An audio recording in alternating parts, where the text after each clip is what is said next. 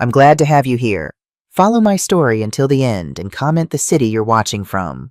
The morning I found my son and his wife standing at my door with their suitcases, I knew exactly why they'd come. They thought I was rich. They thought I'd bought some luxury resort in the Rocky Mountains. What they didn't know was that the villa they'd heard about wasn't mine at all. It belonged to 12 women who'd lost everything. Women I'd chosen to build a real family with. My name is Emma Carter. I'm 61 years old, and this is the story of how I learned that the people who share your blood aren't always the ones who deserve your heart. The wildflowers were purple and white that morning. I remember because I'd just finished arranging them in the tall glass vase by the window when I heard that low rumble of an engine climbing the narrow mountain road. I froze, my fingers still wet from the flower stems. No one was supposed to visit that day. The women who lived here at Mountain Haven Retreat were all down in Pine Ridge for their weekly counseling sessions. I'd been looking forward to the quiet. At 61, after a lifetime of chaos, I'd finally learned to treasure silence. The engine grew louder. Through the tall windows of the main hall, I watched a black SUV appear around the bend, its paint so shiny it hurt to look at in the morning sun. My chest tightened. Something in my body recognized that car before my mind did. I set down the vase carefully. My hands had started to shake. The SUV pulled up to the gravel drive near the front steps. The engine cut off. Car doors opened 1, 2, 3 distinct slams that echoed off the mountain walls. 3 people. I moved closer to the window, staying back just enough that they wouldn't see me watching. The first person out was a man in his 30s wearing a charcoal vest over a pressed white shirt. Even from a distance, I could see the set of his jaw, the way he moved with that particular kind of confidence that comes from never being told no. My son, Evan. I hadn't seen him in 5 years. Not since the morning after my cancer surgery, when he'd shown up at the hospital, stayed for 2 days, and asked to borrow $10,000 before he left. The second person was a woman about his age. Designer sunglasses. Cream-colored dress that probably cost more than my monthly grocery budget back when I was working double shifts at Denver General. Her heels clicked on the gravel as she walked around to the back of the SUV. Sarah, Evan's wife. We'd met exactly 4 times. At their engagement party, I'd handed her an envelope with $5,000 money I didn't have because Evan said they needed it for the wedding. She'd thanked me without making eye contact. The third person made my stomach drop. He was older, maybe mid-40s, wearing a suit that looked expensive in that understated way wealthy people prefer. He pulled out a leather briefcase from the trunk with practiced ease. When he turned toward the house, I saw his face clearly sharp features, calculating eyes, the kind of smile that never quite reaches the eyes. I didn't know him, but I knew the type. The doorbell chimed. That soft, welcoming sound that usually announced frightened women looking for safety now felt like a warning bell. I took a slow breath. Then I walked to the door and opened it. "Mom," Evan's voice was carefully neutral. Not warm, but not hostile either. The voice of someone who'd rehearsed this moment. "Evan," I kept my own voice steady. "Sarah." "Hello, Emma." Sarah smiled, that thin smile I remembered. The one that never involved her eyes. The man in the suit stepped forward, extending his hand. "Mrs. Carter, Marcus Thornton. I'm Evan's financial advisor." Financial advisor. The words settled into my chest like stones. I shook his hand because that's what you do. His grip was firm, professional. "Mr. Thornton, we heard you'd moved to the mountains," Sarah said, already looking past me into the house. "To some kind of luxury property. We thought we'd come visit, maybe stay a few days. Make up for lost time." She paused. "Make peace." Make peace. As if the problem between us was a simple misunderstanding, and not 5 years of phone calls that went to voicemail, birthdays acknowledged with generic cards, signed only with his name, holidays spent alone while I recovered from surgery. But I didn't say any of that. Instead, I stepped back and opened the door wider. "Come in." They didn't wait for me to offer twice. Sarah walked in first, her heels loud on the wooden floor. Evan followed, rolling 2 large suitcases behind him. Marcus came last, his eyes already scanning the space with that particular intensity people use when they're appraising property value. "It's beautiful," Sarah said, though her tone suggested she'd expected more. "Very rustic." The main hall did look beautiful that morning. Sunlight streamed through the tall windows, warming the honey-colored wood. The furniture was simple but well made, most of it built by Diana in our workshop. Fresh bread from Patricia's kitchen sat cooling on the counter, filling the air with that yeast and warmth smell that makes any house feel like a home.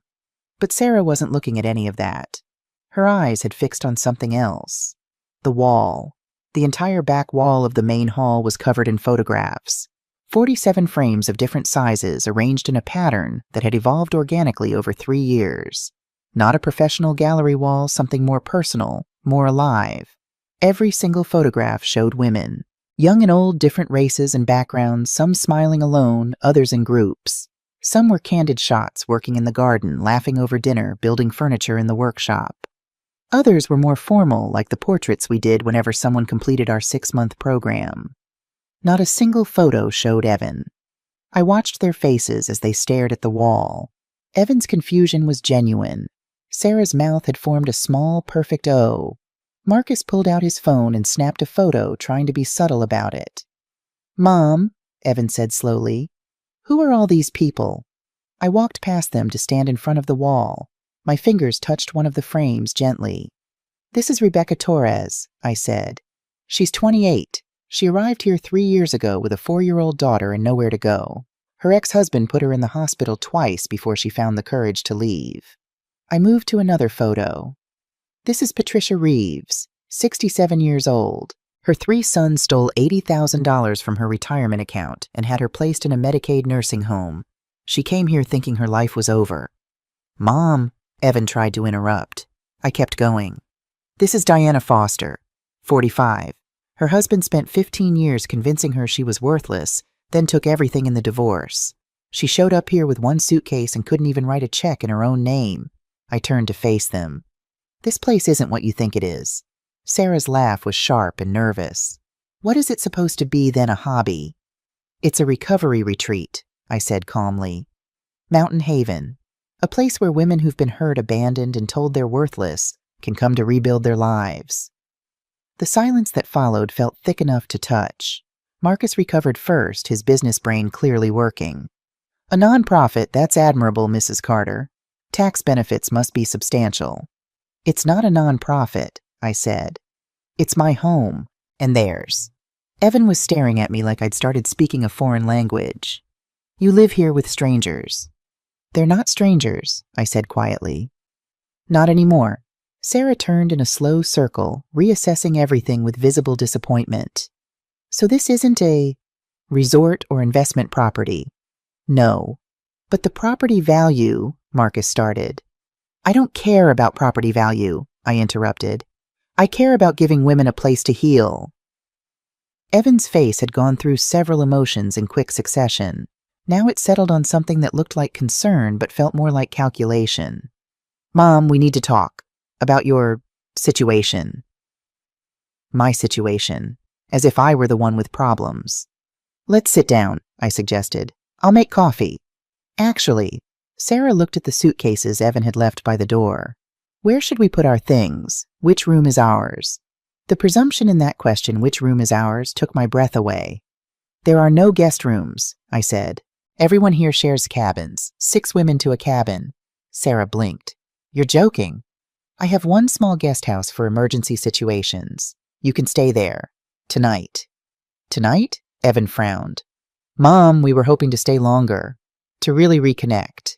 Something in my chest cracked. For just a moment I wanted to believe him. Wanted to believe my son had driven 6 hours into the mountains because he missed me, because he wanted to repair what we'd broken. But then I saw Marcus checking his phone, saw Sarah's barely concealed disgust as she looked around the simple space, saw the too casual way Evan wouldn't quite meet my eyes. They hadn't come here for me. They'd come here for something else. "We'll talk in the morning," I said. "The guest house is around back. It's small but clean." "Perfect," Marcus said smoothly. "We don't want to impose." But they already had. The moment they showed up without calling, without asking, with their suitcases and assumptions, and that financial advisor with his leather briefcase full of whatever plan they'd cooked up, they'd already imposed. I showed them to the guest house, a small structure about 50 yards behind the main building.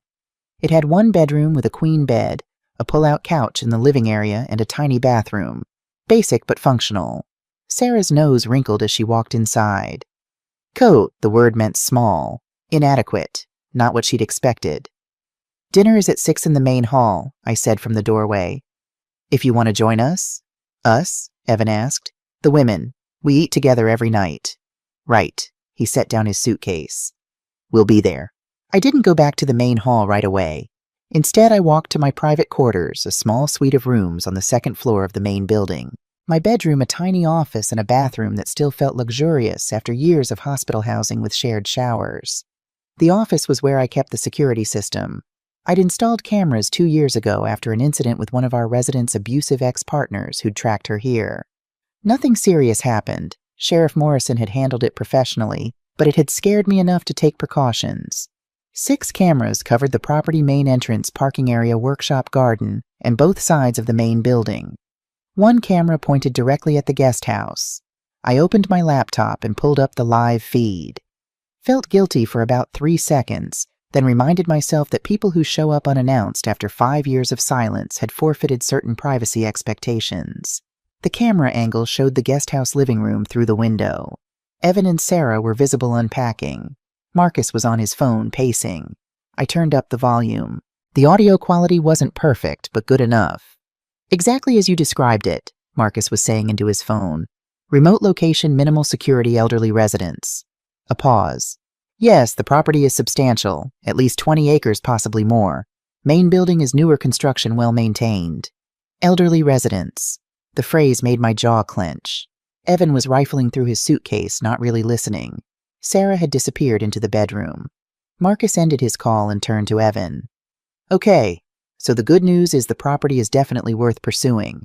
Mountain real estate like this is premium, even with the inhabitants.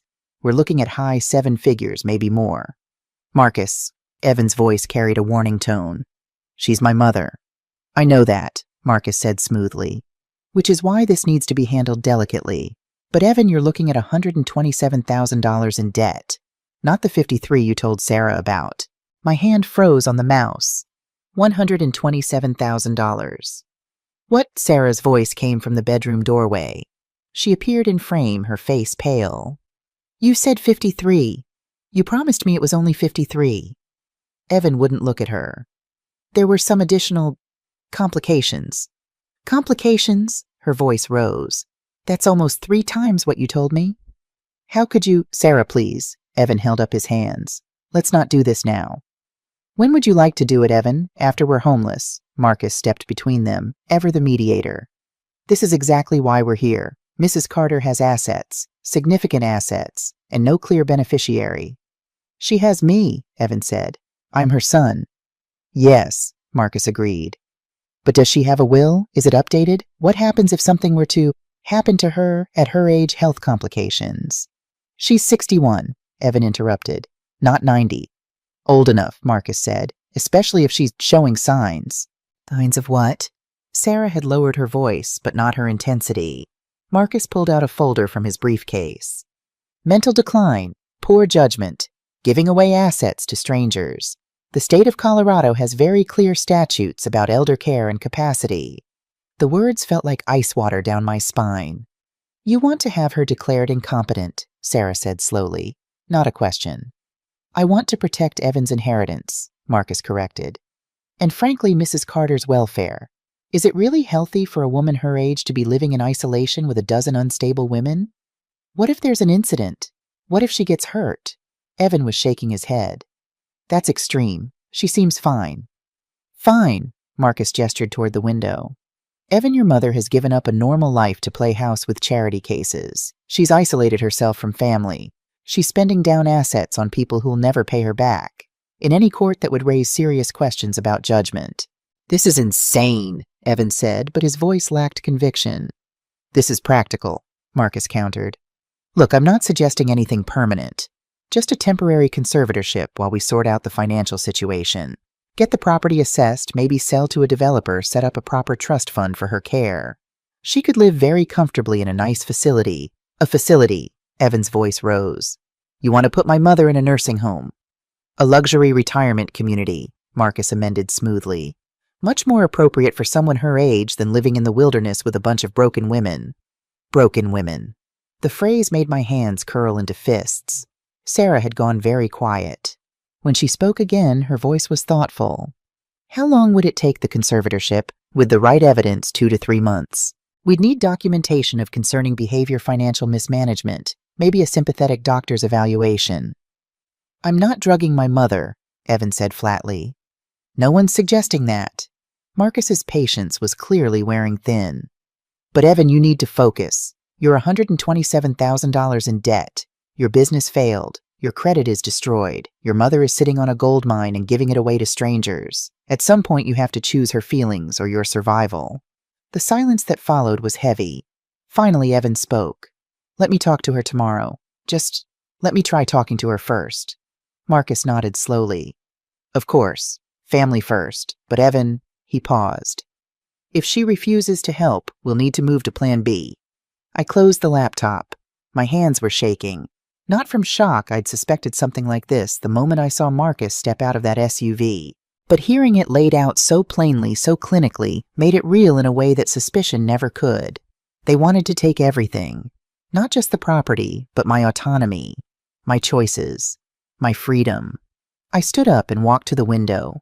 From here I could see the whole valley spreading out below pine trees and aspens, mixing in that particular way that only happens at this elevation. Beyond that, the peaks of the Rockies touched a sky so blue it hurt. This place had saved my life. Not dramatically, not all at once, but slowly, steadily, the way real healing always happens. I thought about the woman I'd been 5 years ago. Emma Carter, 56 years old, divorced nurse at Denver General Hospital, working double shifts because the bills never stopped coming, living in a studio apartment that smelled like old carpet and resignation. The day I got my cancer diagnosis, I was in the supply closet at the hospital counting inventory. Stage 1, the doctor had said later. Very treatable. Good prognosis. I'd called Evan from the hospital parking lot, my hands shaking so badly I could barely hold the phone.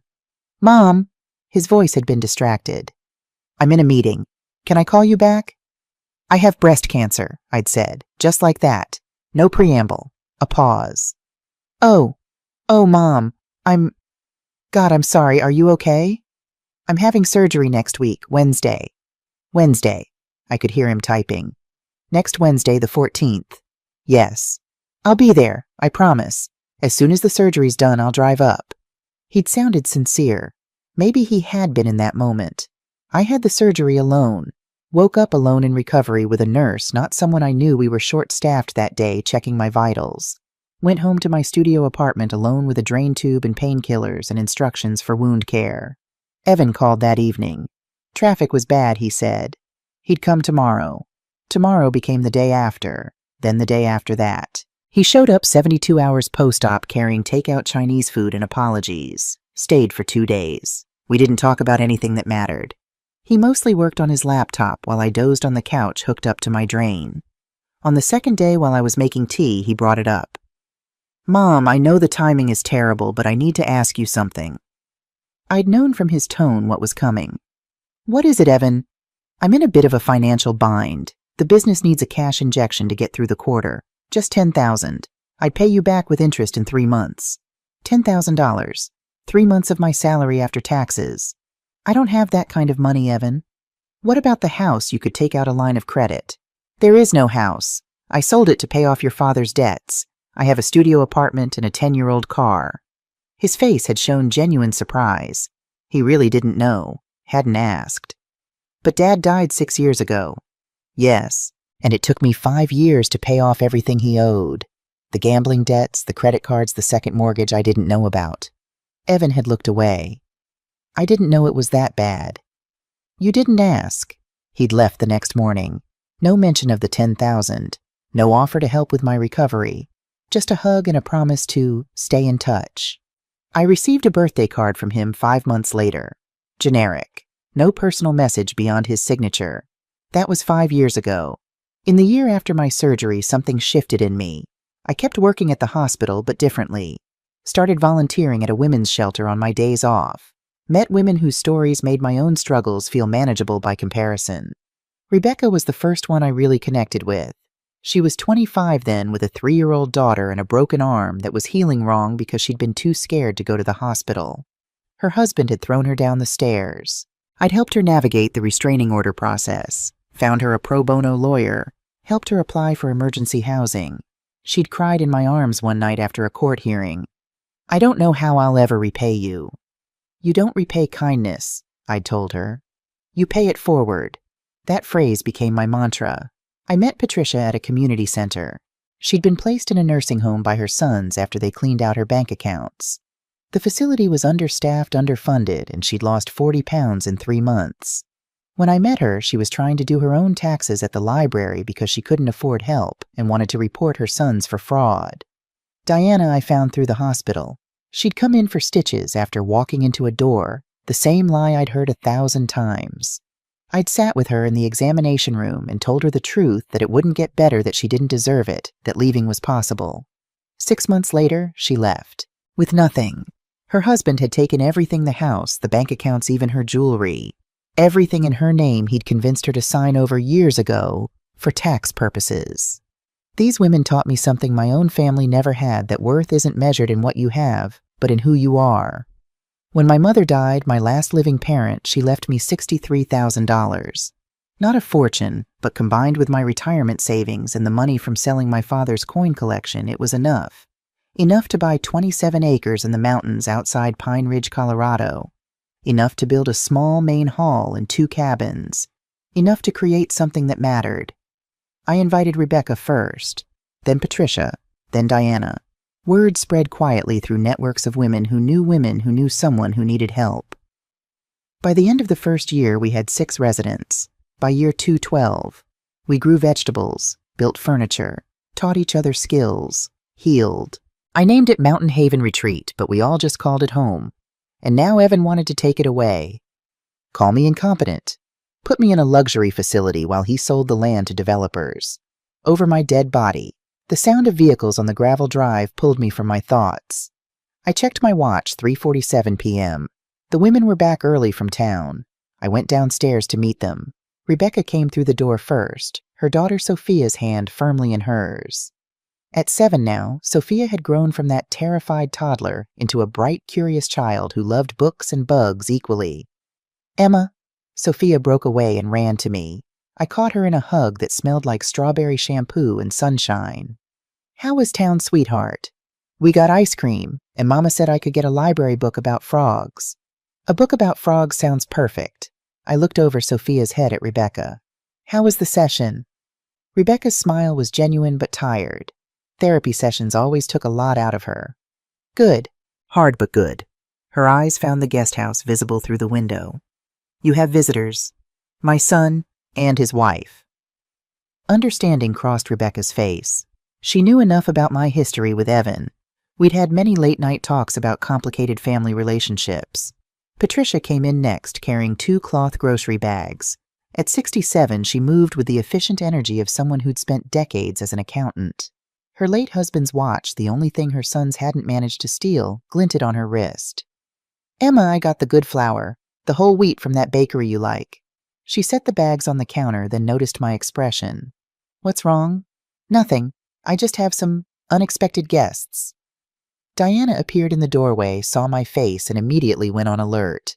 3 years of living with other trauma survivors had given all of us a 6th sense for when something was wrong. "What happened?" She asked it quietly. "My son is here." The temperature in the room shifted. The women knew what Evan represented, all the years of being taken for granted, of giving and giving with nothing in return. Grace Liu came in next, followed by Natalie Brooks. Grace was carrying bags from the art supply store. Natalie, who rarely spoke but observed everything, took one look at my face and moved to stand beside me. A silent show of support. "How long are they staying?" Patricia asked, already unpacking groceries with practiced efficiency. "I don't know yet." "They know what this place is." Diana's voice carried an edge. "They do now." The front door opened again. Bella Rodriguez, our newest resident, stepped inside hesitantly. At 22 and 5 months pregnant, she still moved like someone expecting to be hit. She'd been with us for less than a week. "Is everything okay?" Her voice was small. I heard voices. Rebecca immediately went to her. "Everything's fine, honey. Just some of Emma's family visiting." But Bella's eyes had found the window, found the guest house, found something that made her face go pale. "That black SUV, is that theirs?" "Yes," I said. "Why?" "My ex drove a black SUV." She wrapped her arms around herself. Same model. Sorry, I'm being stupid. You're not being stupid. Diana guided her to a chair. You're being careful. That's different. I knelt beside Bella's chair. The people in that SUV are not going to hurt you, I promise. They're not going to hurt anyone here. Bella nodded but didn't look convinced.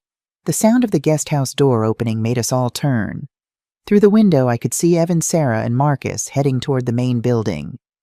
They're coming, Grace said quietly. Patricia squared her shoulders. Good. Let them come. I stood up. I need to ask you all something, and I need you to be honest. 6 pairs of eyes fixed on me.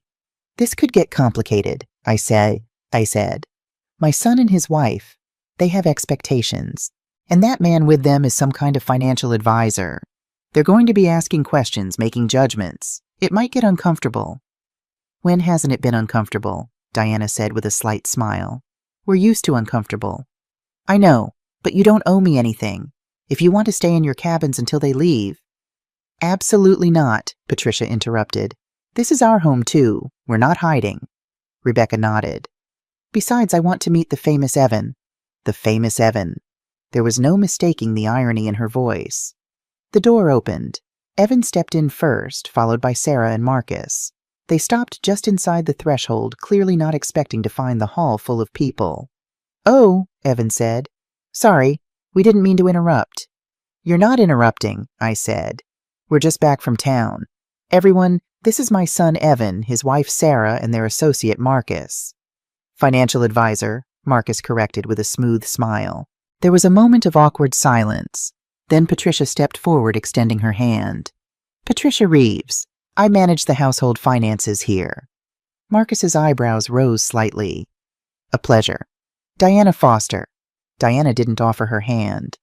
I run our woodworking workshop. Grace Liu. I teach ESL and literacy classes. Rebecca Torres. Rebecca kept Sophia close to her side. I work at the Pine Ridge Clinic. This is my daughter Sophia. Natalie Brooks, Natalie said quietly. Just her name, nothing more. Bella didn't introduce herself. She'd moved to stand behind Diana, using her as a shield. Sarah was staring at all of them with barely concealed confusion. You all live here. We all live here, Patricia confirmed. Have for 3 years. Some of us longer, some shorter. That's quite a setup, Marcus said, his tone implying the opposite. It works for us, Diana replied coolly. Evan was looking around the space, really seeing it for the first time. The long dining table that seated 14. The kitchen area where Patricia was already starting dinner prep. The bookshelf overflowing with donated books. The children's corner where Sophia's toys lived alongside art supplies and board games. Mom, he said slowly. Can we talk privately? Anything you need to say you can say here, I replied. We don't keep secrets in this house. Sarah made a small sound of disbelief. Surely there are some things that should stay between family. These women are my family, I said simply. The words hung in the air. Evan's face went through several emotions. Confusion, hurt, anger, and something that might have been shame. Your real family, Sarah clarified, her voice sharp. Rebecca stepped forward. Actually, family is who shows up, who cares, who stays. She looked directly at Evan. Emma talks about you sometimes, says she hasn't heard from you in 5 years. That doesn't sound like family to me. That's none of your business, Evan said, color rising in his face. When you show up unannounced and start making demands, it becomes our business, Patricia said. This is our home. Emma is our family, and we protect each other here. Marcus held up his hands. I think everyone's getting a bit defensive. We're not here to cause problems. Then why are you here? Diana asked bluntly. To visit my mother, Evan said. Is that so wrong? After 5 years, Grace's voice was gentle but pointed. That's a long time between visits. You don't know the whole story, Sarah said. We know Emma's story, Rebecca replied. That's enough. I could feel the tension ratcheting up. This wasn't how I wanted this to go, my son and the women I loved already at odds. Everyone take a breath, I said quietly. This doesn't need to be a confrontation. Doesn't it? Patricia looked at me. Emma, why are they really here?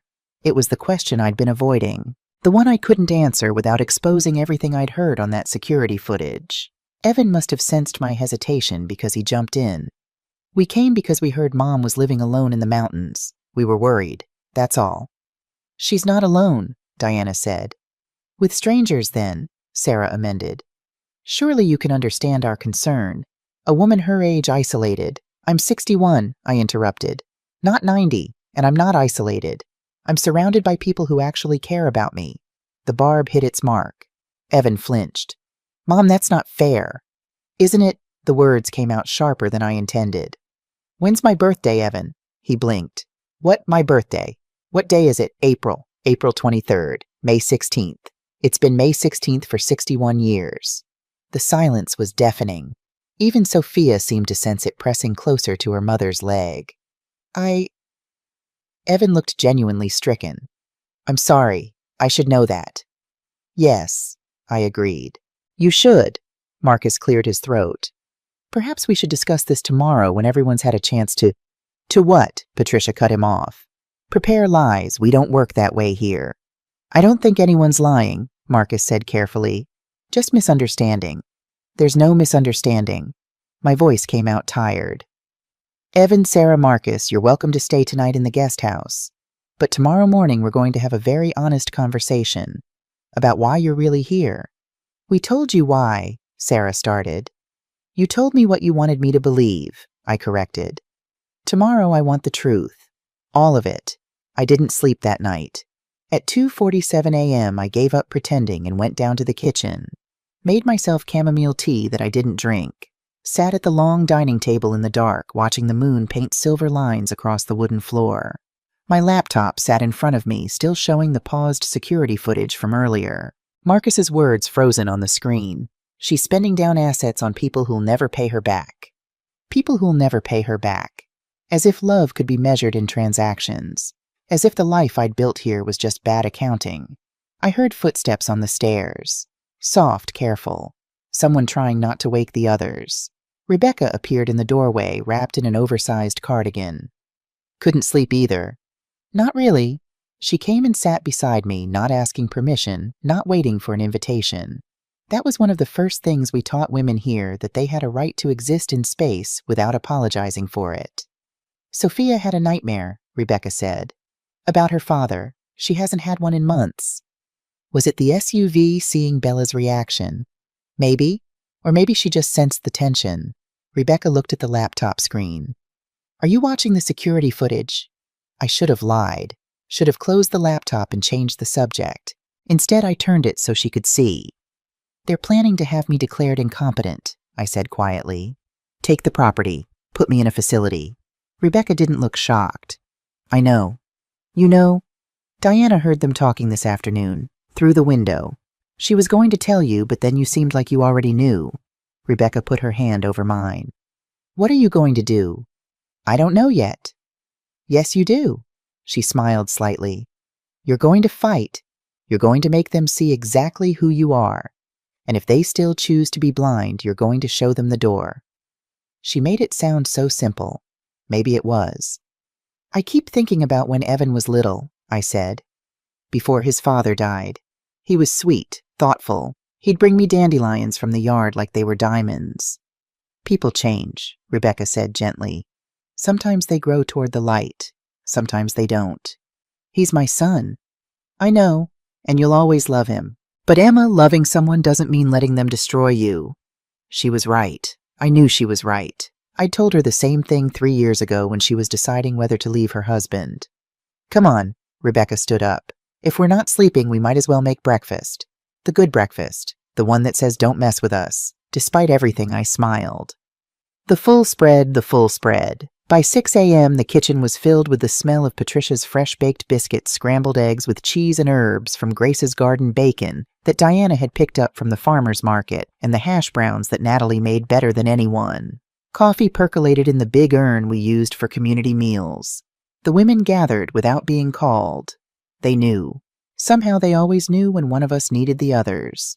Sophia sat at the table, coloring carefully in a book about marine animals. Bella was beside her, showing her how to blend colors. The simple domesticity of it, the morning light, the warm food, the quiet companionship made my chest ache. This was what Evan wanted to take away. Not just property, not just money, home. At 7:15, I saw movement through the window, the guest house door opening. Evan emerged first, looking rumpled and tired. Sarah followed, already dressed perfectly despite the early hour. Marcus came last, phone already pressed to his ear. "They're coming," Diana said quietly. "Let them come," Patricia replied, pouring orange juice into glasses with steady hands. "Let them see what family actually looks like." The door opened. All three of them stopped when they saw the table, 12 settings, food piled high. Women gathered like a fortress around something precious. "Good morning," I said. "We eat breakfast together every morning. You're welcome to join us." Sarah's eyes scanned the spread. "This is quite elaborate for a Tuesday." "We believe in taking care of each other," Grace said simply. "Please sit." There was a moment where I thought they might refuse. Then Evan's stomach growled audibly and he gave an embarrassed laugh. "It smells amazing." They sat. Not together, there wasn't room. Evan ended up between Diana and Patricia, Sarah between Grace and me. Marcus took the end seat, still on his phone. "We don't use phones at the table," Natalie said quietly. It was the first time she'd spoken directly to any of them. Marcus looked up, startled. "I'm sorry. Phones, we keep them put away during meals. It's a community rule." "I'm in the middle of an important—" "Then step outside," Patricia said pleasantly. "But if you want to eat with us, the phone goes away." For a moment, Marcus looked like he might argue. Then he seemed to realize he was outnumbered. He ended the call and pocketed his phone with visible reluctance. "Thank you," Natalie said. We passed food family style. Evan took biscuits and eggs with visible appreciation. Sarah took small portions of everything, her movements precise and controlled. Marcus ate mechanically, his mind clearly elsewhere. Sophia broke the silence. "Are you Emma's son?" She was looking at Evan with open curiosity. "I am," Evan said. "Why don't you visit more? Emma talks about you sometimes. She says she misses you." The entire table went still. Rebecca put a hand on Sophia's shoulder. "Sweetie, that's a grown-up question." "But I want to know," Sophia insisted with 7-year-old logic. "If my mama missed me, I would visit her every day." Evan's face had gone red. "It's complicated." "What's complicated?" Sophia asked. "Sophia," Rebecca said gently, "eat your breakfast." But the damage was done. Or maybe it was exactly what needed to happen. Sometimes children ask the questions adults are too polite to voice. "She's right, though," Evan said quietly. "If you missed someone, you'd visit them." He looked at me. "I don't have a good excuse, Mom. I got busy." And then more time passed, and it felt harder to reach out. "You could have called," I said. "I know." "You could have written, texted, sent an email." "I know." "You could have come after my surgery. You promised you would come." His eyes filled with tears. Real ones, I thought. "I know. I'm sorry. I'm so sorry." Sarah was staring at her plate. Marcus had gone very still, watching this exchange with the careful attention of someone calculating angles. "Sorry isn't enough," Patricia said bluntly. "Not after 5 years." "Patricia," I started, but she shook her head. "No, Emma. Someone needs to say it." She looked at Evan. "You don't get to walk away from someone for 5 years and then show up expecting everything to be fine. That's not how family works." "I made mistakes," Evan said. "You made choices," Diana corrected. "There's a difference." Evan set down his fork. "You're right, all of you. I made terrible choices. I was selfish and self-absorbed, and I took my mother for granted." He looked around the table. "But I'm here now. Doesn't that count for something?" "Why are you here?" Rebecca asked. "Really, what made you decide to visit after all this time?" The silence stretched out. This was the moment. The question I'd been avoiding, that Evan had been avoiding, that hung over everything like a storm cloud. "We heard she'd bought property," Sarah said finally. "Expensive property, in the mountains." "And you thought what—" Grace's voice was soft but sharp. "That you'd come get your share?" "No," Evan said quickly. "No, that's not—" "That's exactly it," Marcus interrupted. He'd been quiet this whole time, but now he leaned forward. "Let's stop dancing around it. Mrs. Carter, you're 61 years old, living in an isolated location with a dozen women who have complicated histories. You've liquidated your retirement accounts and invested everything in property that generates no income. From a financial planning perspective, that's concerning." "Concerning to whom?" Patricia asked coldly. To anyone who cares about her future, Marcus replied. What happens in 10 years, 20? Who's going to take care of her when she needs help? We will, Diana said immediately. Marcus smiled. It wasn't a kind smile. With what money, none of you have stable income. You're all living off Mrs. Carter's generosity. What happens when that runs out? We contribute, Rebecca said. We work. You have jobs that barely cover personal expenses. Marcus cut her off. None of you could afford to maintain this property, which means when Mrs. Carter can no longer manage it, and eventually she won't be able to, this whole operation collapses. And then where will you all be? The cruelty of it took my breath away. Not because it wasn't logical, it was, but because it reduced everything we'd built to a balance sheet, to numbers that didn't account for worth that couldn't be quantified. You want to know the real truth, Marcus continued. Evan is $127,000 in debt.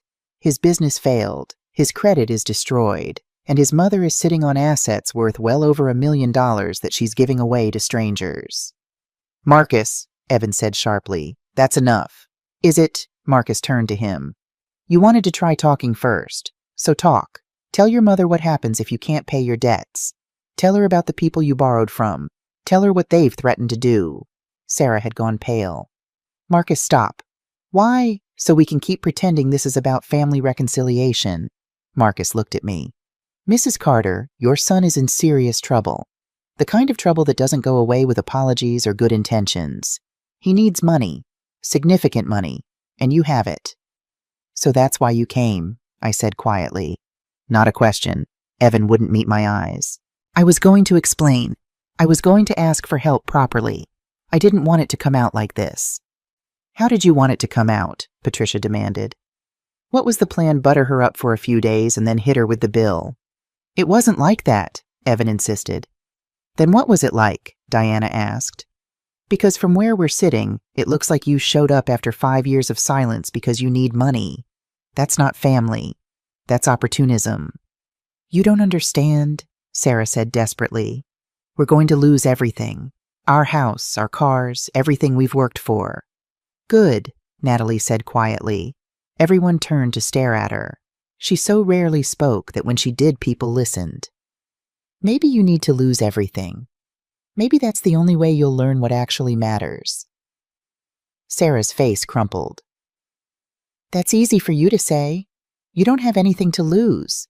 I lost everything 3 years ago, Natalie replied, her voice still soft but steady. My freedom, my dignity, my sense of self. I was trafficked for 2 years, sold to men who saw me as property. When I escaped, I had literally nothing. Not a dollar, not a friend, not even a name. I'd been forced to use so many fake ones I'd almost forgotten my real one. The table had gone completely silent. Even Sophia had stopped coloring. Emma found me in a shelter, Natalie continued. Brought me here, gave me space to heal. And you know what I learned? When you have nothing, you learn what everything actually means. Everything is safety. Everything is kindness. Everything is people who see you as human. She looked at Sarah. So yes, maybe you need to lose your house, lose your cars, lose everything that makes you feel superior to people like us. Because until you do, you'll never understand what your mother-in-law has built here. After breakfast, the women cleaned up in pointed silence. Evan, Sarah, and Marcus stood awkwardly in the living area, clearly unsure what to do with themselves. We need to talk, I told Evan. Privately, just you and me. Sarah started to object, but Evan held up a hand. Okay, we went to my office upstairs. It was small, just a desk, 2 chairs, and a window that looked out over the valley. I closed the door and turned to face my son. In the morning light, I could see how much he'd aged. Lines around his eyes that hadn't been there 5 years ago, gray threading through his dark hair. He looked tired in a way that went deeper than sleep. Tell me everything, I said. The truth. All of it. He sank into one of the chairs and put his head in his hands. When he looked up, his eyes were wet. I started a tech company 3 years ago, consulting software development. I thought I knew what I was doing. He laughed bitterly. I was so confident. Sarah's father offered to invest, but I turned him down. Wanted to prove I could do it on my own. What happened? I made bad decisions, hired the wrong people, took on clients we couldn't handle, lost money on contracts I'd underpriced. He rubbed his face. By the end of year 1, I was $50,000 in debt. I told myself I could fix it. Took out business loans, maxed out credit cards, borrowed from friends.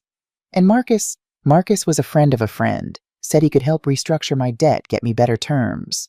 What he actually did was consolidate everything into one loan with his associates. Associates, I repeated. You mean loan sharks? Evan nodded miserably. I didn't know that's what they were. Not at first. The interest rate seemed high but reasonable. Then I missed a payment, and another. And suddenly the $100,000 I owed became $127,000, and they were calling every day with threats. What kind of threats? The kind that involve showing up at your house at 2 a.m., the kind that mention Sarah by name, the kind that make it very clear what happens to people who don't pay. My stomach turned. Evan, why didn't you tell me? Why didn't you ask for help?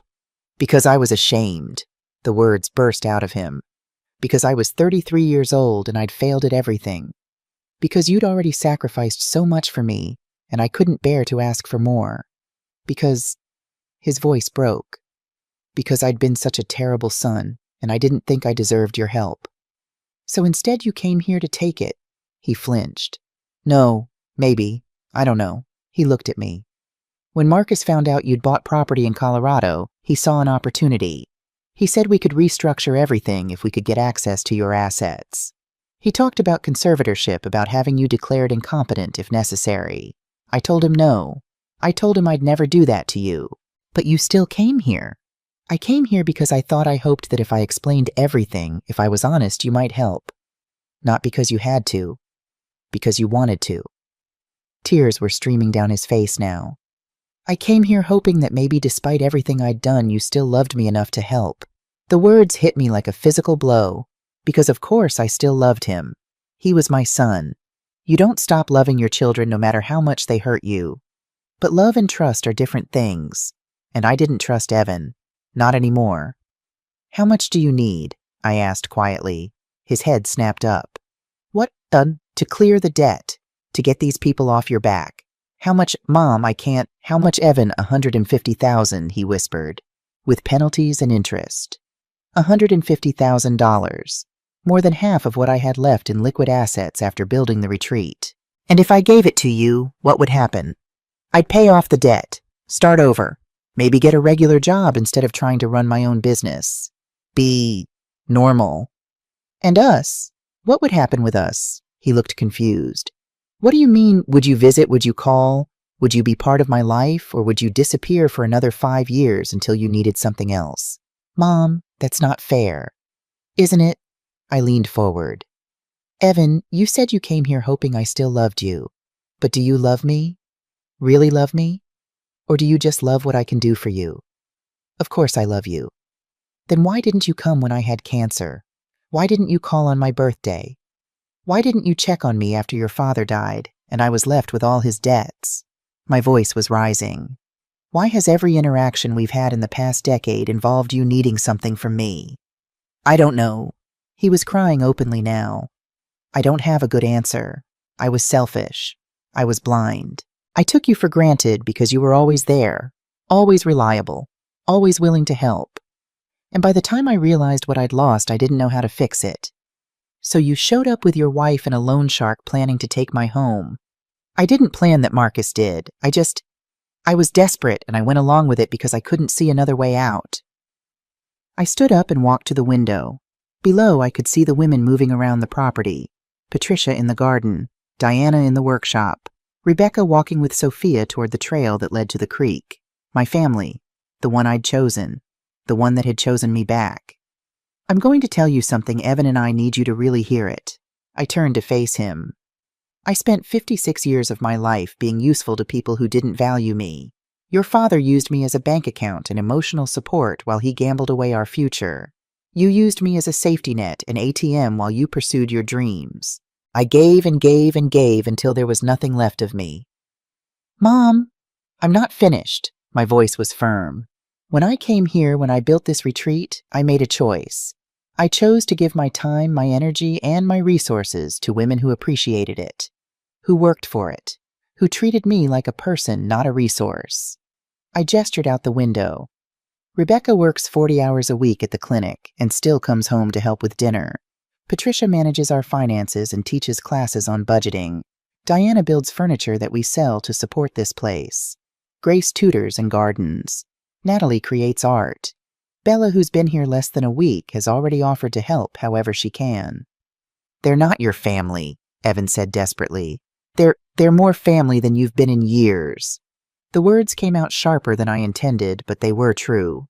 Family isn't just blood, Evan. It's showing up. It's caring. It's being there when things are hard, not just when you need something. He was staring at me like I'd struck him. I have $183,000 left in liquid assets, I continued. Everything else is tied up in this property and improvements in the program we've built. If I gave you $150,000, I'd have $33,000 left. One emergency, one major repair, one unexpected crisis, and this whole place collapses. 12 women who've rebuilt their lives here would have nowhere to go. So you're choosing them over me. His voice was flat. I'm choosing sustainability over enabling. There's a difference. That's easy to say when you're not the one about to lose everything. I have lost everything. The words exploded out of me. I lost your father to his addictions. I lost my health to cancer. I lost 5 years of my life to debt I didn't create. I lost my son to selfishness and neglect. I've lost plenty, Evan. The difference is I used those losses to build something better. So that's it. He stood up. You won't help me. I didn't say that. He stopped. What? Sit down. He sat slowly, suspicion and hope warring on his face. I will help you, I said, but not by writing a check. That doesn't help anyone, it just delays the inevitable. If you want my help, you'll earn it. How?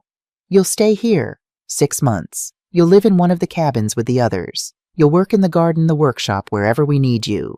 You'll attend counseling sessions. You'll contribute to this community. And at the end of 6 months, if you've proven that you're serious about changing, if you've shown that you value people over money and family over convenience, I'll give you $50,000. 50,000, his face fell. Mom, I need 150. Then you'll get the rest the same way. 6 more months, another 50,000. And 6 months after that, the final 50,000. I crossed my arms. 3 years total. That's how long you'll work to earn what you need. 3 years.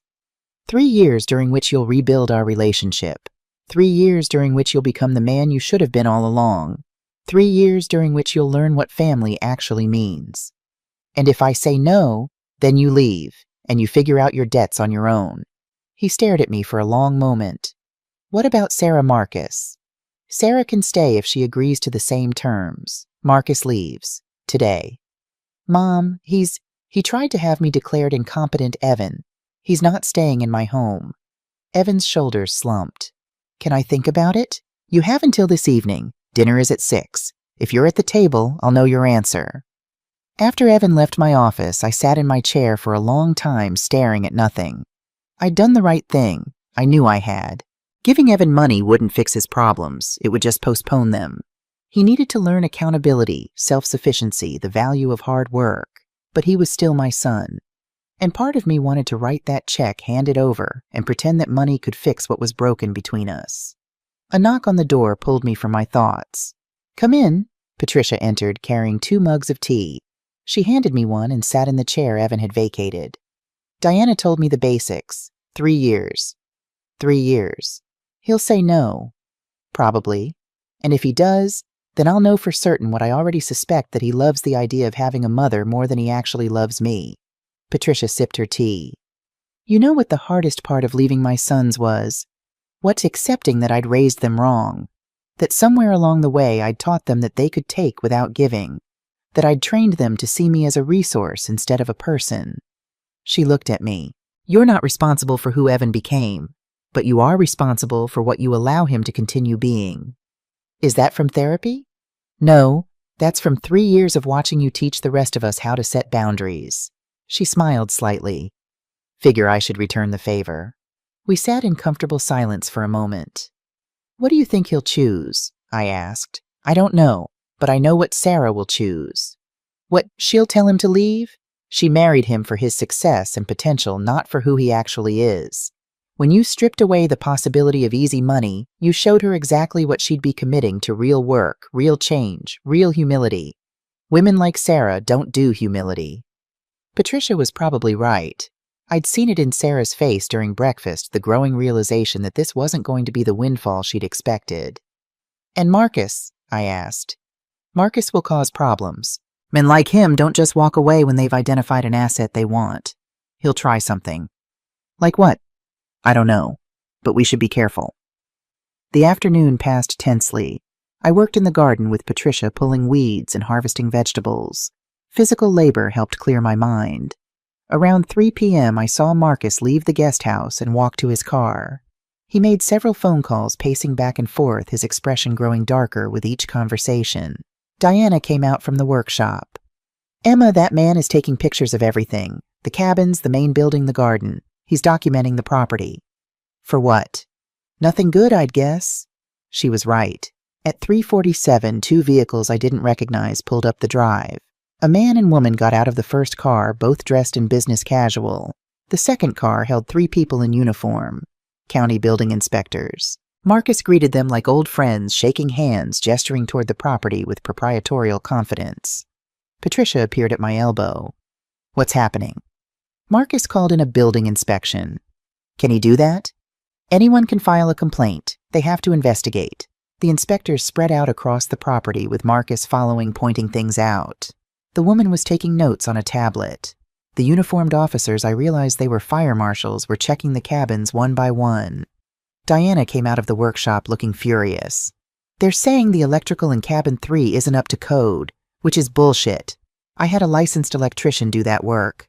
I have permits. Where are the permits? In my cabin, in cabin 3, which they're currently inspecting and won't let me enter. This was the plan Marcus had discussed on the security footage. Create enough violations, real or manufactured, to condemn the property. Force a sale. Rebecca emerged from the main building with Sophia. Emma, they're in the kitchen. They're saying our commercial refrigerator doesn't have proper ventilation clearance. It's been fine for 3 years. They're saying code changed last year. We're not in compliance. I felt my hands start to shake. Not from fear, from rage. I walked toward the group of inspectors. Marcus saw me coming and smiled that smooth, professional smile. Mrs. Carter, I hope you don't mind. I thought it would be prudent to have the property evaluated. For everyone's safety. You filed false complaints. I filed legitimate safety concerns. If the property is up to code, you have nothing to worry about. The lead inspector, a tired-looking man in his 50s, approached with his tablet. Mrs. Carter, I'm Tom Bridger with the county. We've received complaints about multiple code violations. I know what this is, I interrupted. And I have documentation for every structure on this property. Permits, inspections, certificates of occupancy. Everything is legal and up to code. I'm sure it is, Tom said diplomatically. But we still need to complete our inspection. It's standard procedure when complaints are filed. And if the complaints are fabricated, then nothing will come of this, but we have to check. I looked at Marcus. He was still smiling. That's when Evan and Sarah emerged from the guest house. Evan took one look at the scene and his face went pale. What's going on? Marcus called in building inspectors, I said flatly. He's trying to have the property condemned. He what? Evan spun to face Marcus. You said you were making phone calls about restructuring the debt. I'm protecting your interests, Marcus replied calmly. If the property can't be used for its current purpose, it can be sold for development. That's worth significantly more than operating it as a charity. I told you we weren't doing that. Evan's voice rose. I specifically told you. You told me you wanted to try talking to her first. You did. She said no. So now we move to plan B. There is no plan B. Evan looked at me. Mom, I didn't know he was going to do this. I swear. It doesn't matter. My voice came out tired. He's already done it. Tom cleared his throat. Mrs. Carter, I don't mean to interrupt, but we need to continue our inspection. Do you have your documentation available? It's in my office. I'll get it. I walked back to the main building on legs that felt unsteady. The women were gathered near the entrance, watching everything unfold. What do we do? Rebecca asked quietly. We show them everything is legal. We prove Marcus is lying. And if they find something, Grace's voice was worried. Codes change. What if there's something we missed? Then we fix it. I tried to sound more confident than I felt. We've done nothing wrong. This place is safe and legal and… I stopped. Through the window I could see Marcus talking to the fire marshal, pointing at cabin 5, the oldest cabin, the one that had been here when I bought the property that I'd renovated but not rebuilt. The fire marshal was shaking his head, making notes. My stomach dropped. Patricia followed my gaze. That's the cabin I'm in. I know. They're going to find something wrong with it, aren't they? Probably, because that was the strategy. Find one violation, use it to question everything, create enough doubt and paperwork that operating the retreat became impossible. I went to my office and gathered every piece of documentation I had. Building permits, electrical certificates, plumbing inspections, fire safety approvals, 3 years of meticulous record keeping. When I came back out, Tom was waiting with his team. I handed him the folder. Everything's here, every structure, every system, every change we've made. He flipped through it, nodding. This all looks in order. Because it is. Except the fire marshal approached a younger man with a clipboard. Cabin 5 has knob and tube wiring in 2 rooms. That's a code violation. My heart sank. The cabin came with the property. I was told existing wiring was grandfathered in. It was, until you did renovations. The moment you pulled permits for other work on that structure, it triggered a requirement to bring everything up to current code. I didn't know that. Ignorance of code doesn't exempt you from it. He didn't sound mean, just matter of fact. The cabin can't be legally occupied until the wiring is replaced. Patricia was standing beside me. That's my cabin. Then I'm afraid you'll need to relocate until repairs are made. Marcus had moved closer, clearly enjoying this. It seems the property isn't quite as well maintained as Mrs. Carter claimed. One grandfathered violation doesn't condemn a property, Tom said sharply.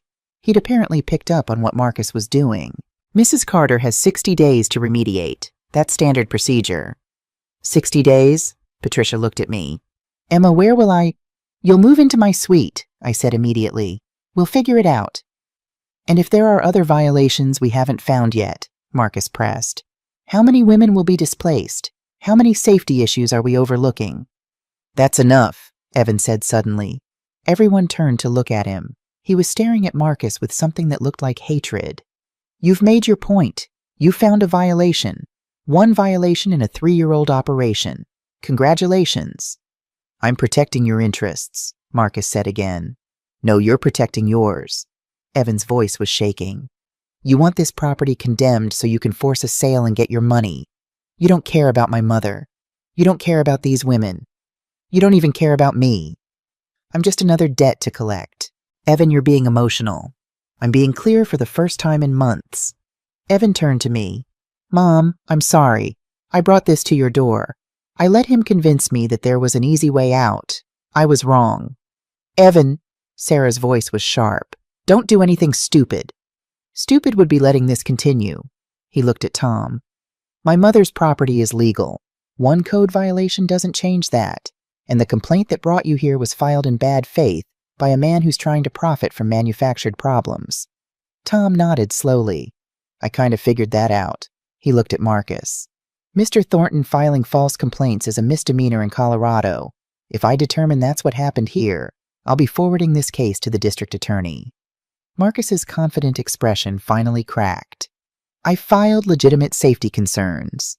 Based on what inspection, what expertise? Or did you just walk around looking for things that might be wrong? Tom closed his tablet. Mrs. Carter, you have 60 days to remediate the electrical issue in cabin 5. Everything else looks fine. You'll receive a formal report by mail. Thank you.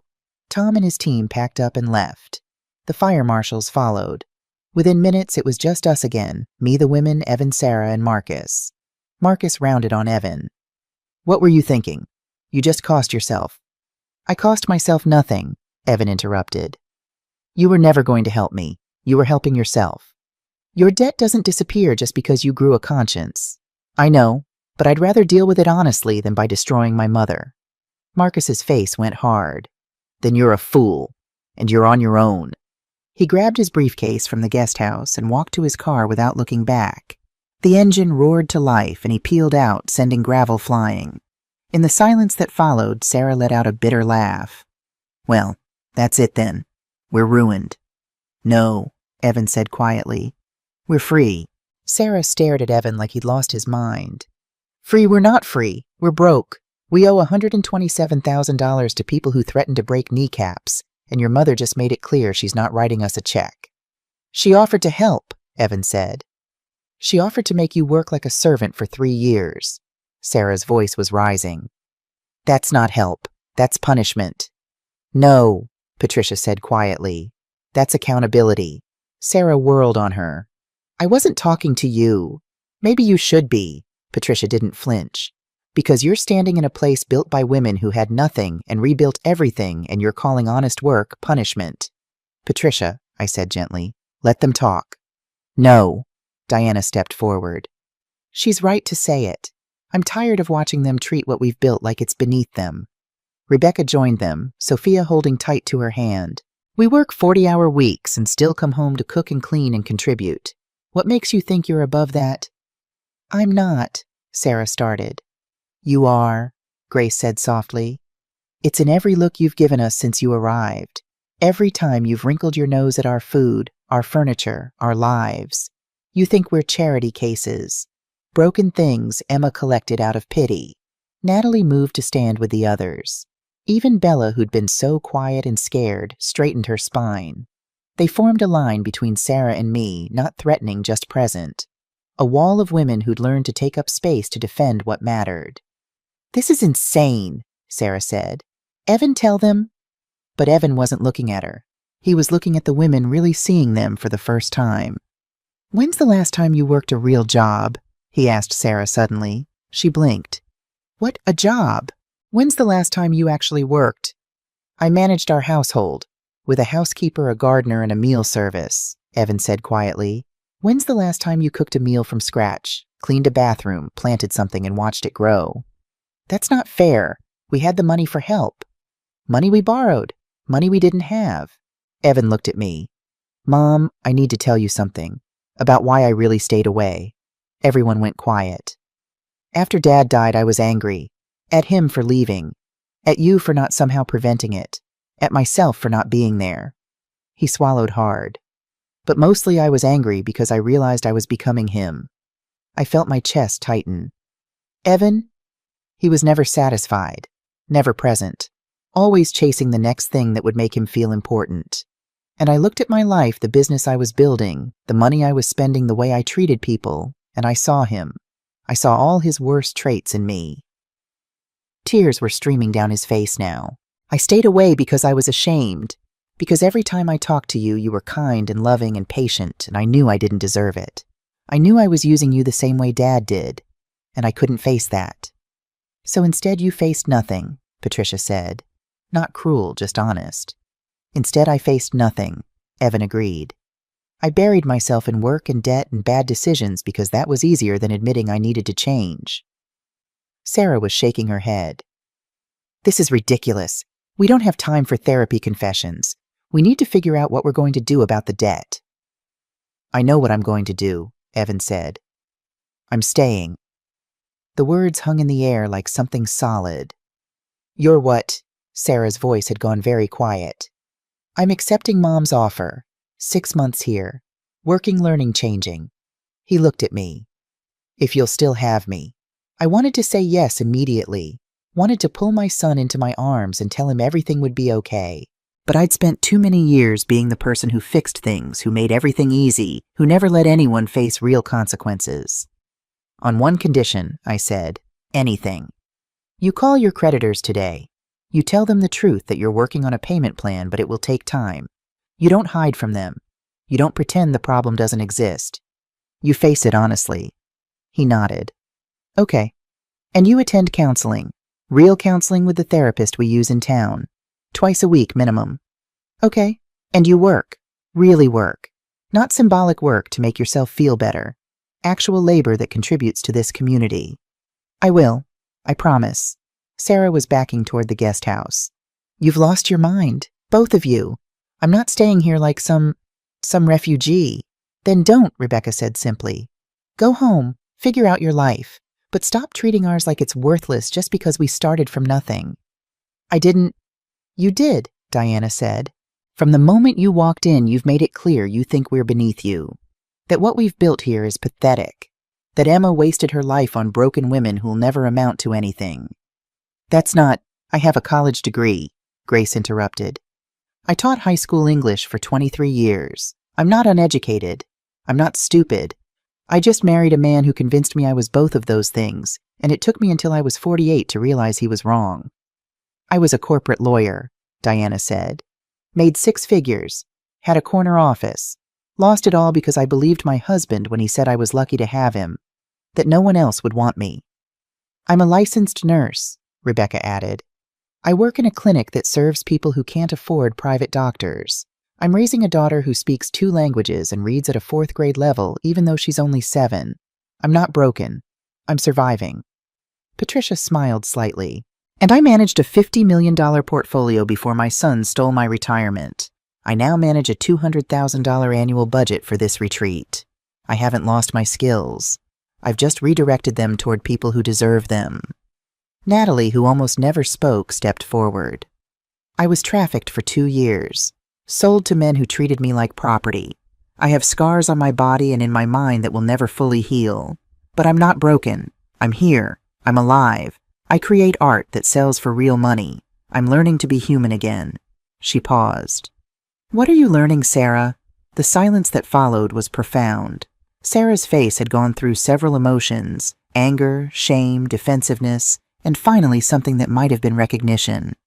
But she wasn't ready to face it. I'm leaving, she said finally. Evan, if you come to your senses, you know my mother's number. Sarah, Evan started. No. You want to play poor man's retreat, fine. But I didn't sign up for this. She went into the guest house and came out 5 minutes later with her suitcase. Didn't look at any of us. Just walked to the car, got in, and drove away. The dust from her departure settled slowly. Evan stood there looking lost. Not devastated, not the way you'd expect someone to look when their wife just left. More like he'd been bracing for it and was surprised it didn't hurt more. I'm sorry you had to see that, he said to the room at large. We've all had moments like that, Patricia said gently. Moments where we realized the person we thought we needed wasn't good for us. It hurts, but it passes. Where do I? Evan gestured vaguely. Cabin 4, I said. It has an empty bunk. You'll share with 3 others: James, who does maintenance, Carlos, who teaches music, and Ahmed, who's studying to be a paramedic. There are men here. Evan looked surprised. 3.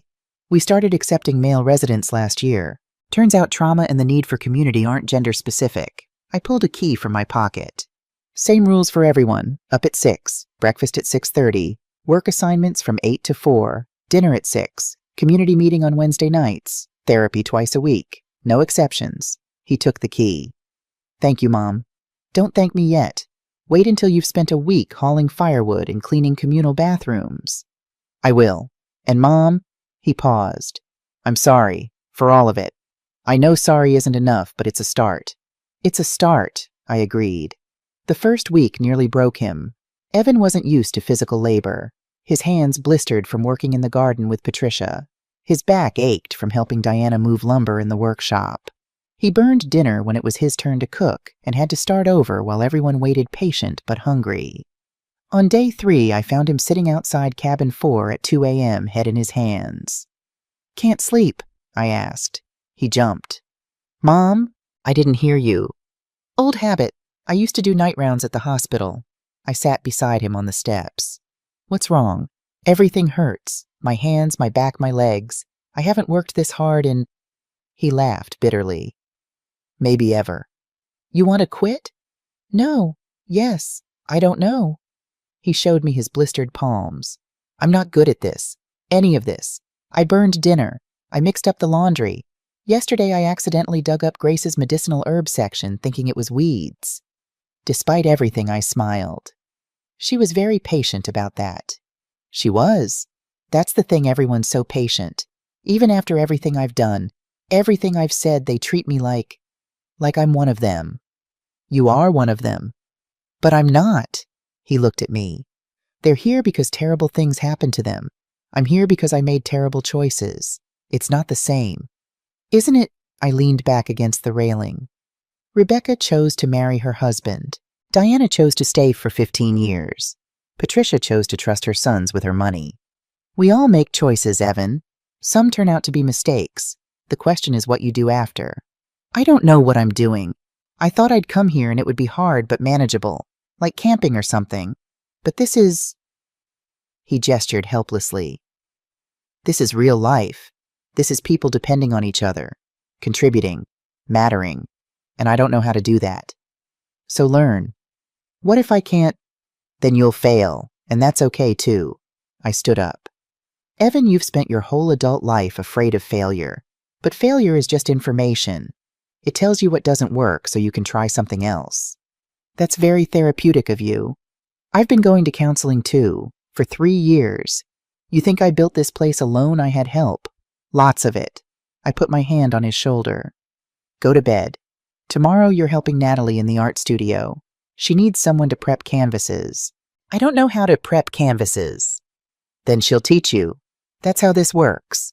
By week 2, something started to shift. Evan's hands were still blistered, but he'd learned to wrap them properly. His back still ached, but he moved differently, more carefully, more intentionally. He stopped burning dinner. I watched him in the art studio with Natalie carefully coating canvases with gesso while she painted. They didn't talk much, Natalie rarely did, but there was something peaceful in their shared silence. In the garden, Patricia put him on tomato duty. They need to be checked every day, she explained. Pruned, staked, watched for pests. It teaches patience. I'm not patient, Evan said. Then you'll learn. She handed him pruning shears. These are the suckers, the shoots between the main stem and branches. They drain energy from fruit production. You have to remove them, but carefully. Too aggressive, and you damage the plant. Evan spent an hour in the tomato section carefully identifying and removing suckers. When he finished, Patricia inspected his work. Good. You only killed 2 plants. I what? Relax, I'm joking. You did fine. She smiled. Tomorrow, peppers. In the workshop, Diana taught him basic carpentry. This is a miter saw. It will take your fingers off if you're not careful, so pay attention. Evan paid attention. By week 3, he'd built a simple bookshelf. Nothing fancy, just a basic rectangle with 4 shelves. But he'd measured, cut, sanded, and assembled it himself. It's crooked, he said, staring at it. It's yours, Diana replied. And it holds books. That's all a bookshelf needs to do. Sophia claimed it immediately for her room, filling it with her collection of ocean animal books. Evan helped her arrange them, and I saw something on his face I hadn't seen in years, pride in something he'd created. The counseling sessions were harder. Dr. Morrison, a sharp, kind woman in her 50s who'd been working with trauma survivors for 20 years, didn't let Evan hide behind explanations. You keep talking about your father, she said during their 3rd session. I knew this because Evan told me later part of his agreement was sharing his progress with me. But your father died years ago. What are you avoiding by focusing on him? I'm not avoiding anything. Yes, you are. You're avoiding the fact that you made your own choices, that you're responsible for your own life. I know I'm responsible. Do you? Because you talk about your business failing like it happened to you, like you were a victim of circumstance. But you chose to start a business without sufficient capital. You chose to borrow from predatory lenders. You chose to avoid your mother after her cancer diagnosis. Those were choices, Evan. Own them. He came back from that session quiet and shaken. She's right, he told me that evening. I've been blaming Dad, blaming circumstances, blaming everything except myself. And now I don't know what to do with that information. You keep going, you keep working, you keep trying to be better. Week 4 brought a breakthrough I didn't expect. Bella went into early labor. It happened at 3 a.m. Her water broke and she started having contractions 40 minutes apart. Rebecca, being the medical professional, immediately went into crisis mode. We need to get her to the hospital. It's too early, she's only 32 weeks. I was already calling 911. The ambulance would take 20 minutes to reach us. We were remote enough that emergency response was slow. Evan appeared in the doorway of the main hall, pulled on sweatpants and barefoot. What's happening? Bella's in labor. Too early. What can I do? Help Rebecca keep her calm. I'm calling the ambulance. For the next 20 minutes, Evan sat with Bella, holding her hand, talking to her in a low, steady voice. Not platitudes, he told her about his first business meeting, about how terrified he'd been about learning that being scared didn't mean you couldn't do hard things. You're stronger than you think, he said. You left someone who hurt you. You came here alone and pregnant. You're going to be okay. Your baby's going to be okay. Bella gripped his hand through a contraction. You promise. I promise. The ambulance arrived. They loaded Bella onto a stretcher. Rebecca went with her. I followed in my car with Sophia. Evan stayed behind with the others, keeping everyone calm, making coffee fielding questions. Bella's baby, a girl 4 pounds 2 ounces, was born at 6:47 a.m. Premature but healthy. They named her Hope. When I came back to the retreat 12 hours later, exhausted but relieved, I found Evan had organized everything. Dinner was made. The garden was watered. The women were calm and cared for. You did good, Patricia told him. He shrugged, embarrassed. I just did what needed doing. That's the point, she replied. 2 months in, Sarah called. Evan was in the garden when his phone rang. He looked at the screen, hesitated, then answered. I tried not to eavesdrop. Failed. Sarah, hi. His voice was carefully neutral. A pause while she spoke. I'm okay. Working hard. Learning a lot. Another pause. No, I'm not coming home. This is where I need to be right now. Her voice got louder. I could hear it from 10 feet away, though not the words. Sarah, listen. I love you. But I'm not the same person I was 2 months ago. And I don't think you want the person I'm becoming. More angry sounds. Because the person I'm becoming actually works for a living. The person I'm becoming thinks material things matter less than real connections. The person I'm becoming doesn't need a luxury car and designer clothes to feel valuable. A long pause. I think we want different things, and that's okay, but I can't go back to who I was. I won't. When he hung up, he sat in the dirt for a long time, staring at nothing. I went and sat beside him. She wants me to come home. Says she'll forgive everything if I just stop this phase and be normal again. What do you want? I want to stay here. I want to finish what I started. I want... He picked up a handful of dirt, let it sift through his fingers. I want to be someone who knows how to grow things instead of just taking from them. Then stay. She said she'll file for divorce if I don't come back. And I think that might be for the best. He looked at me. Does that make me a bad person? No. It makes you someone who's finally being honest about what he needs. Month 3 brought a surprise visitor. Sheriff Morrison pulled up one Tuesday afternoon with a woman I didn't recognize. 40-something professional clothes briefcase. Emma, this is Detective Lisa Reeves from the Denver Financial Crimes Unit. My stomach dropped. Is this about Evan? In a manner of speaking, Detective Reeves had kind eyes. Mrs. Carter, your son filed a complaint 2 months ago about Marcus Thornton. We've been investigating. What kind of complaint? Predatory lending fraud extortion. Mr. Thornton has been running a scheme for about 5 years, identifying people in financial trouble, offering consolidation loans with hidden terms, then using threats and intimidation to collect amounts far exceeding the original debt. I sat down heavily. How many people? 43 that we've identified so far. Your son's testimony was crucial. He had documentation of everything. Phone records, contracts, recordings of threats. She paused. We arrested Mr. Thornton yesterday. He's being charged with 17 felonies. And Evan's debt? The original debt was $50,000. Everything else, the penalties, the interest, the threats, was illegal. A judge has voided the predatory portions.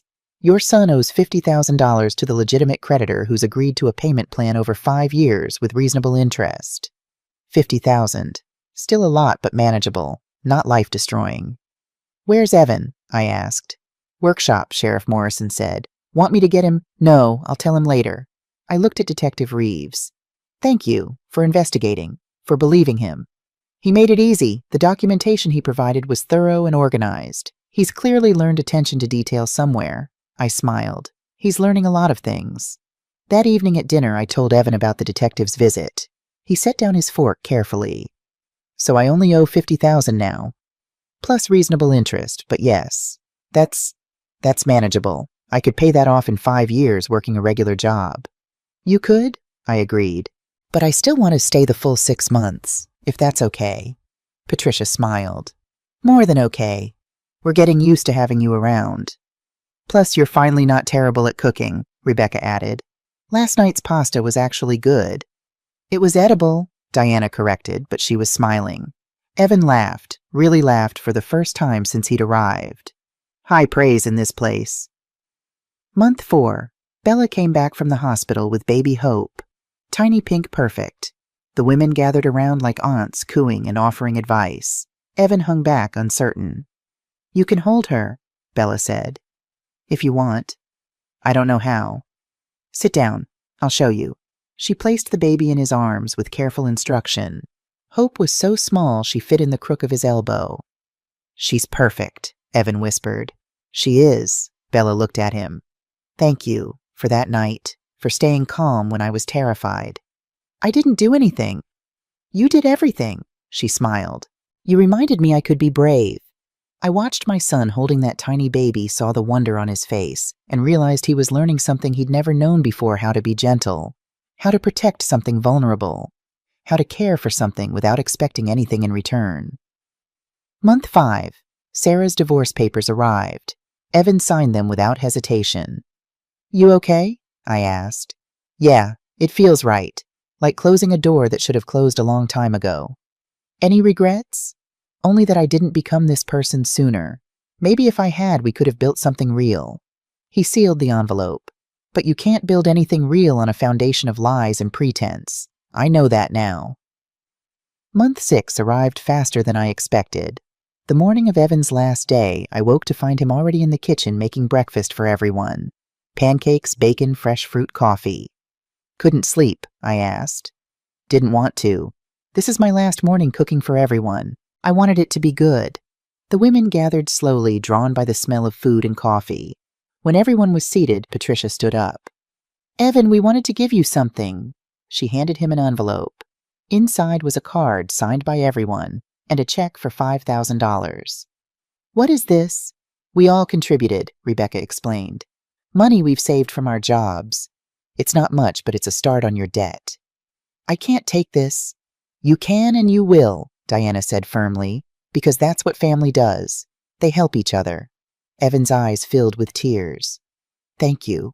All of you. You've given me so much more than I deserved.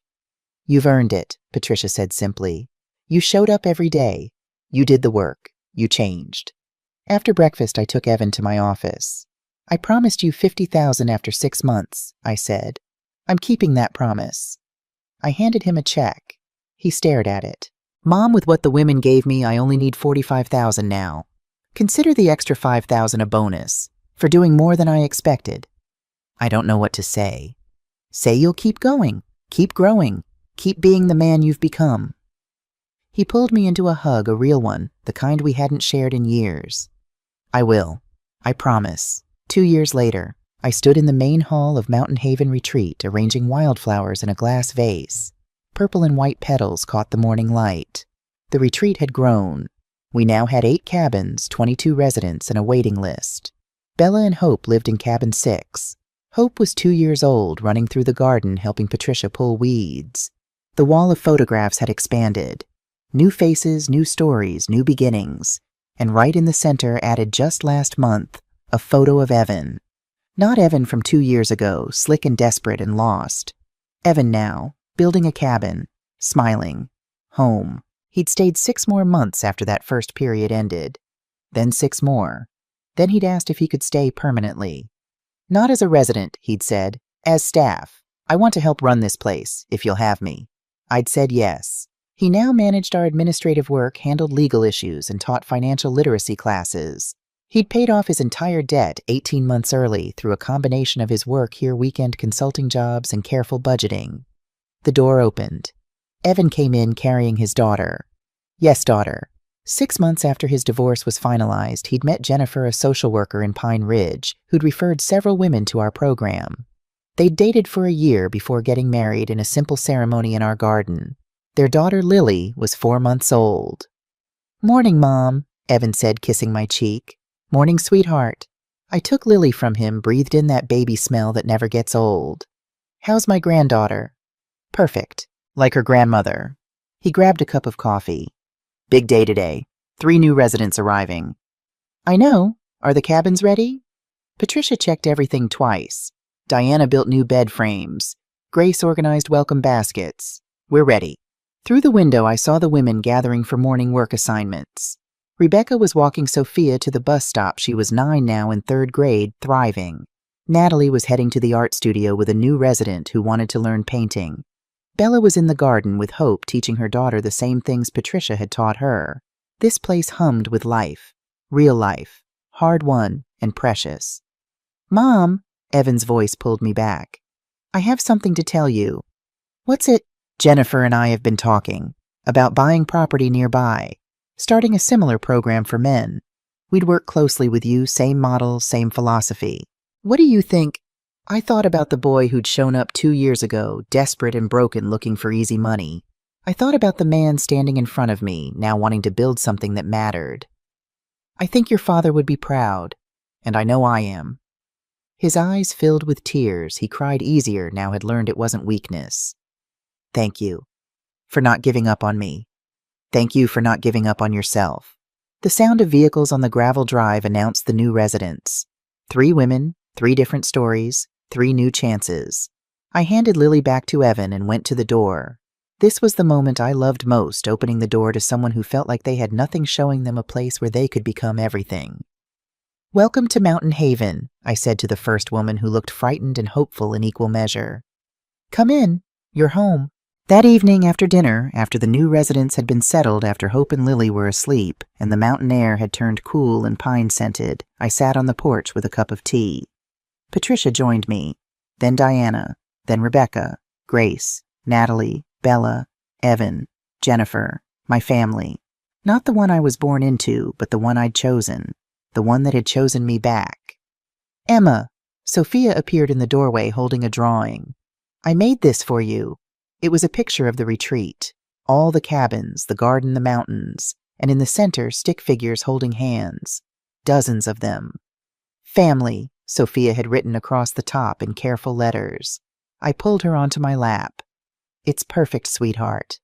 "Are we really all family?" she asked, "even though we don't look the same?"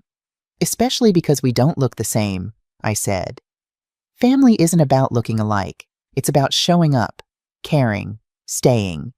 She thought about that. "Like Evan." "Exactly like Evan." She smiled and snuggled closer. Around me, my family, my chosen, hard-won, precious family, sat in comfortable silence as the sun set over the mountains. People think revenge means watching someone else suffer, but real revenge is building a life they can never touch, a life so full of love and purpose that their absence doesn't leave a hole. I'd lost a lot in my 63 years. A husband to addiction, years to caregiving, health to cancer, money to other people's debts.